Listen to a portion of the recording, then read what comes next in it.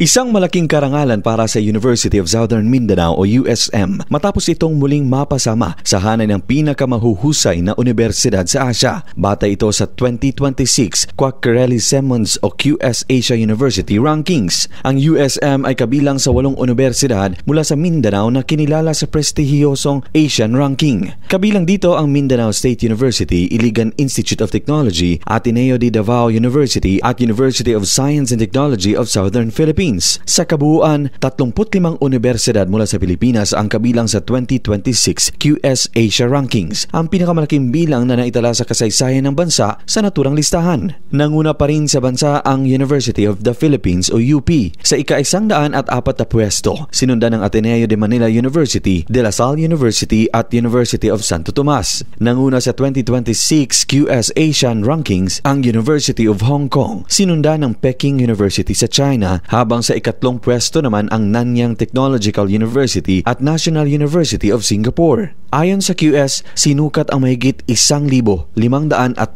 universidad batay sa 16 na indicator, kabilang ang academic reputation, employer reputation, faculty-student ratio, international research network, citations per paper, papers per faculty at staff with PhD. Itinuturing na malaking karangalan ng USM ang pagkakasama sa listahan. Patunay ng patuloy nitong pagsulong sa kalidad na edukasyon at pananaliksik.